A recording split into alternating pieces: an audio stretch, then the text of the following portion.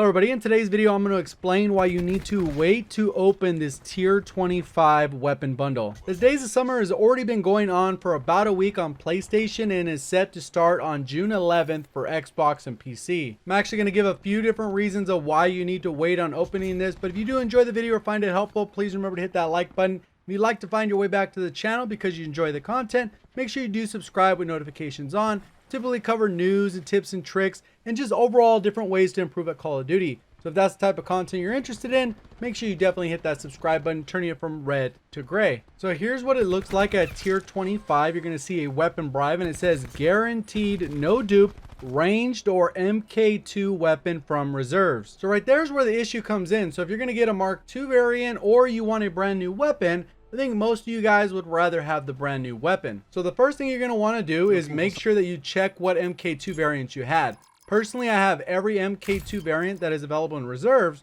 So when I opened my bribe, I knew I was guaranteed to get a brand new weapon. And you're basically going to want to go ahead and do exactly what I'm doing here. The ICR was part of an operation, so that one doesn't count. We have the Mark II Rampart right there, so that's part of the reserves. And the shady part about this is they're not going to show you which ones are part of the reserves or not. If you do not have them, they just will not show up. So for this example right here, if I didn't have the Swat MK2 variant, it wouldn't pop up. I just have the standard Swat and it wouldn't have that additional bubble. Same thing with the GKS. If I didn't have one or the other, only one of the bubbles are going to pop up. Spitfire, that's a reserve one. So as you go throughout these, you're going to see which ones are part of the reserve setup and which ones you needed to purchase or they were part of a particular collection.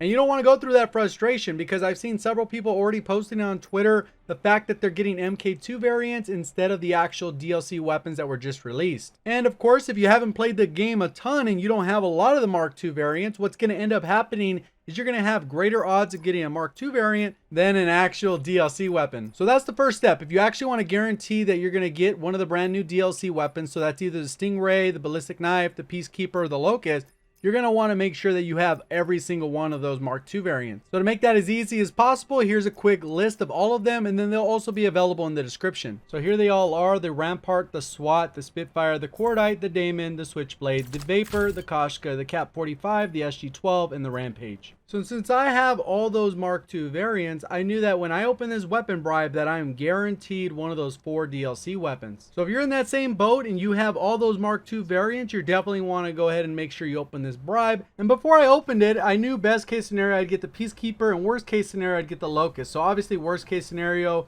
ends up happening, so I don't end up with any of the weapons I actually wanted. I'd even been fine with the Ballistic Knife or the Stingray, but now I have to wait that much longer. So let's go ahead and talk about some other information that's going to be helpful for anyone in my position where I'm just looking to get those 3 additional DLC weapons, or those of you out there that maybe are missing some of those Mark II variants and you want some of those, and maybe you do want those DLC weapons as well. There are a lot of changes coming down the road, and we're going to go ahead and talk about those, and this is why you need to wait to open those bribes. So when Treyarch went ahead and posted some patch notes on Reddit, they went ahead and included this little section that said contracts are coming. And it goes on to say, with our next major update in late June, we're launching contracts in Black Ops 4 to give players new ways to earn additional in-game rewards. We've heard your request for more rewards through gameplay, and we're designing Black Ops 4 contract system to provide new benefits for playing your way. Stay tuned for more details next week as we get closer to launch. So what this is basically saying is they're going to add ways for us to earn additional stuff in game. It's pretty straightforward. They've done it in the past. They did it in Black Ops 3. They did it in Infinite Warfare, and they also did it in World War II. So in addition to talking about the specific contracts that will more than likely be available, we'll also talk a little bit about how to make sure you can get some tier skips as the season progresses. And as part of that system, you can also get an additional weapon bribe, which is pretty nice. So the first system we'll go ahead and talk about is Black Ops 3 system. In case you are newer to Call of Duty, or maybe you just don't remember, let's go ahead and talk about how their system works. So here's generally what the contracts look like in Black Ops 3. You had a special section, which right here you can say for a limited time, you can activate a triple play, win 100 games, and you'll earn a special reward. And right there you can see that you get a weapon bribe, you get a melee weapon bribe, and then you get some supply drops. Then you can see there's also some daily and weekly challenges, which just add an additional grind factor. Then when it comes to Infinite Warfare, they decided to do it a little bit differently. Every time you logged in, there was a weekly challenge that you can complete, and they're fairly simple. Like this one says, get 10 kills using an aerial score streak, and then earn 15 double kills. pretty straightforward. Most of the time you could do these in about an hour or less, which is great because even for the most casual player, they were able to complete these specific weekly challenges. And one of the nice parts about Infinite Warfare is you can actually save up currency in game. So in this particular case, you would save up keys and you'd wait for a bundle to come around. This particular triple play costs 400 keys. You get 10 rare supply drops and some other dupe protected items. And the main reason I like that system so much is because if you're just grinding the game and there's no bundle around, you're just accruing keys over time. And then the second that bundle gets put out, you can immediately activate it. So all that time you've accrued through grinding the game, you can automatically use right away. Versus if there's not a bundle in Black Ops 3, and as we'll get to in World War II, you can play and play and play, and then they throw out the bundle, and then now it's grind time. And for those of you that played World War II, you kind of have an idea of how those specific contract works. They had some daily ones, and then they also had some orders. In the contract section, these would last for a week. You can go ahead and go in there and grab them. And for the automaton, which was a DLC weapon, all you would have to do is get 50 kills while crouched, which is pretty straightforward, doesn't take you very long. And these would usually roll out about a month after the DLC weapon drops, so you'd have an opportunity to earn those weapons in case you didn't get lucky in supply drops, or maybe you didn't have enough armory credits, or whatever the case is. You would still be able to get DLC weapons eventually. Then as you got closer to the end of World War II's life cycle, they started putting in these special orders where it say complete 150 multiplayer matches. So that's very grindy, and it would get 5 premium bribes. So this could be weapon bribes, uniform bribes. They had all kinds of different bribes, but you'd grind out 150 multiplayer matches. A lot of people would just AFK infected because it didn't count against your score per minute, your KD, or anything like that. You could just leave it for hours, and you'd gain like 120 matches in a day or something like that, where you don't actually have to play. So we'll kind of see how they balance that out, because there's not really a mode in Black Ops 4 where you'd be able to grind those out on a regular basis and be able to cycle through them, because sometimes people were completing these orders 3, 4, even 5 times so they could save as many bundles as possible. So when the new weapons drop, they get immediate access to those weapons. So this is why I highly encourage you guys to wait and be patient on opening that weapon bribe if you reach tier 25.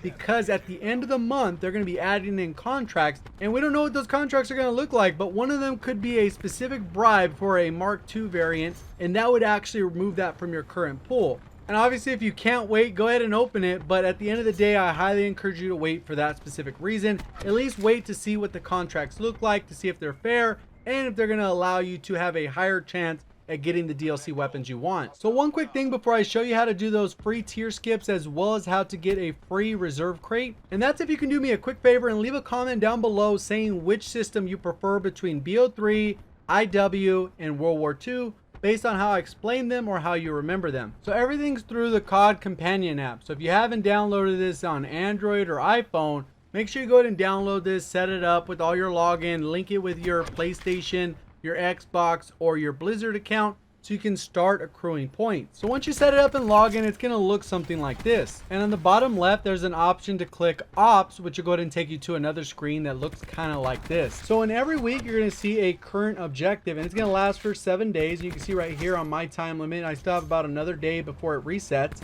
And this week, it said get 250 kills in BO4 Blackout or 6,000 kills in World War II and IW multiplayer. And the reward you receive is an additional 200 points. So you can see right here, I've already received those 200 points. Went from 200 points up to 400 points. And right there you can see once I reach 800 points, I'll be able to unlock package 5. So initially that doesn't make much sense, but once you head over to rewards, which is the next tab, you can see for the previous packages, I got 2 black market tier skips, and that was for Black Ops 4. For World War II, you get 2 rare supply drops, and for Infinite Warfare, you get 2 common supply drops. So for packages 1 through 4, the rewards were identical, but once you get to package 5, you can see that you get 1 black market bundle crate. And for whatever reason in this game, it feels like those are the rare supply drops, and the common reserves that we normally open are just the common reserves.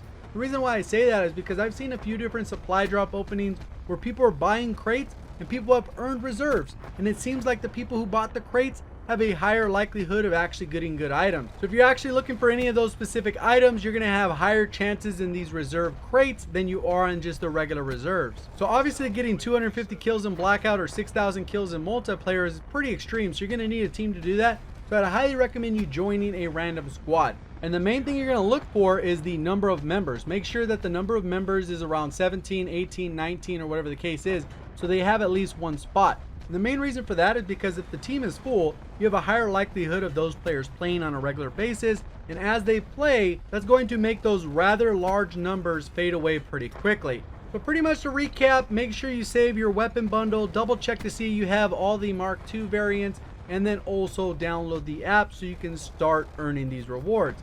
That's pretty much it for the video. Hopefully you did enjoy it. If you did in some way, please remember to hit that like button if you thought it was helpful. That is definitely appreciated. And if you are brand new to the channel and you'd like to find your way back, definitely hit that subscribe button, turning it from red to gray. Put those notifications on by ringing that bell. I do appreciate all the support on the channel. Thank you for watching, and as always, have a great day.